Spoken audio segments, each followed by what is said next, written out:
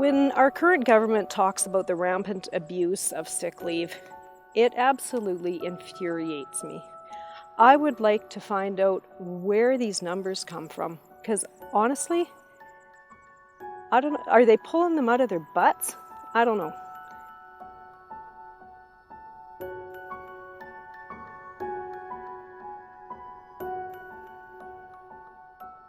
My name is Michelle Collier, and I've been a PSAC member for 12 and a half years.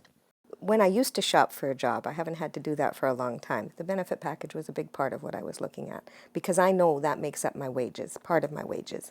So the wages may be this, but the benefit plans increase, really, the value of your job. And yes, I knew that I had a good benefit package, didn't know how good a benefit package it was until I actually needed it. I was diagnosed with a liver disease. At the time I was diagnosed, there were no known cures for it. They were working on it, but there were no known cures.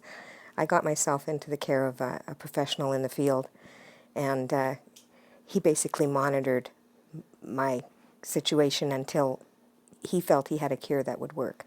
If I had been able to afford the medication on my own to start with, if I had had to approach an employer and tell him I needed a year off so that I could take medication, I think my chances of keeping a job or keeping that job would have been pretty slim. I mean, I don't think there's a lot of employers out there in the private sector that are willing to just give you the time off. My name's Glenn Johnston. I've been a PSAC UNDE member for going on 31 years now. In 1985, I was hired on permanent as a carpenter in a at that time it was a base supply workshop within the within the Department of National Defense. During that time period, I was exposed to a lot of chemicals. Paints back then had a lot of lead in it, varnish. At that time, I developed a sensitivity, and it started in my hands. They broke out. I had water blisters. Moved on to I developed sores all over my body. Hospitalized me for a couple of weeks. I'd become sensitive to the chemicals, dusts and varnishes and all that sort of thing in the work I was doing. I come out of that whole time period with 4 days in my bank. I still remember it. Right now I'm up to about 700 and some odd hours. So to have that sick leave in place was peace of mind. To know, it's like a little bit of an insurance policy, is what I like to think about, that you aren't going to lose the pay, you're not going to lose your job.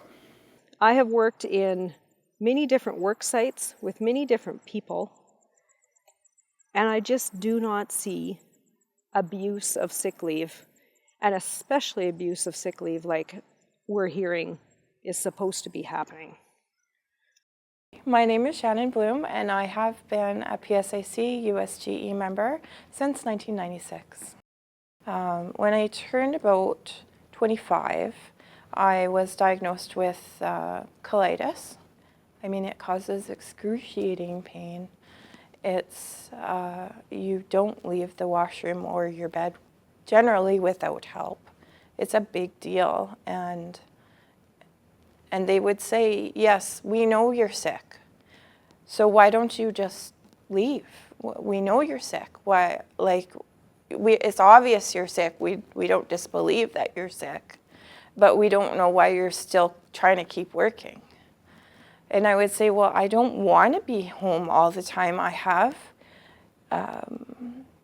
have contributions to make. I like working. I enjoy my job. Having a disability like inflammatory bowel disease can have you off at very sporadic intervals, like a day here and a day there.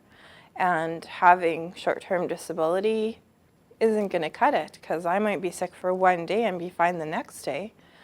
I am responsible for my sick leave now. So I won't take 2 days if I'm well enough to come back in one day. My name is Barb Christensen. I have been a proud agriculture union and PSAC member for 17 years. My husband and I and several friends were out at another friend's place with our horses, and it was a full moon night. We decided to go for a quick horseback ride just through the pasture, and it was a beautiful evening and very light out with the full moon. The herd of cattle that were living in the pasture came crashing through our group of horses and scattered everybody. My horse thought, this horse-eating cow was going to kill him, I'm sure, and he decided his best bet was to leave. I ended up going off of him. My husband saw me go off, but wasn't aware, couldn't find me, saw me going off as my horse was leaving, and then he got off his horse and was trying to find me and just about tripped over me. And I was laying there unconscious, bleeding terribly from multiple cuts and scrapes and bruises and everything everywhere. But when they got a light down to have a look, then I had this gusher on the side of my head going. It was arterial. It was spurting away. So got to the hospital, and the doctor, they x-rayed. It was okay. He was stitching me up in multiple places all over my head. And I said, so what do we do about this double vision? And he said, double vision? Called the ambulance back again because their equipment hadn't shown any kind of fracture anywhere, and shipped me off to Winnipeg, to the Health Science Center in Winnipeg, where they did MRI and so on and so forth. Anyway, showed I had a skull fracture.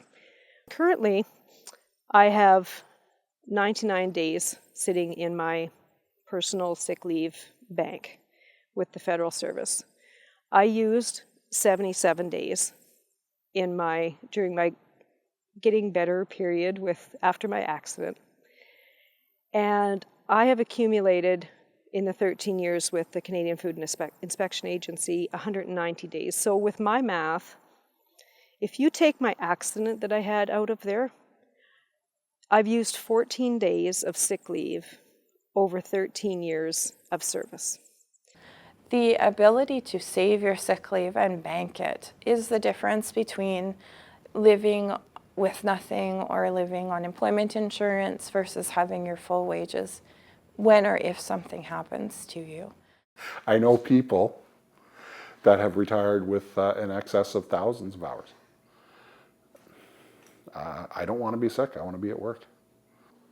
I had no idea that down the road I was going to need the union and what the union had done for me so much, and that it was going to make such a difference in my life.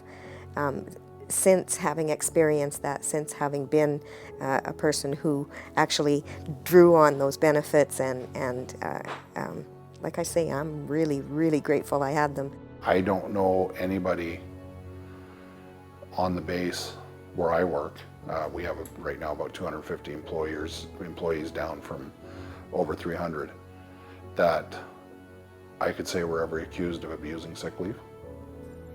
And I really, truly do not know where this rampant abuse that the government is talking about is coming from, where they're getting these numbers from. So when the minister says we're abusing it, prove it. I think it's very short-sighted to think that you can give up this for that because you don't need it. Because nobody has a crystal ball. You don't know what's going to happen to you 3 years down the road.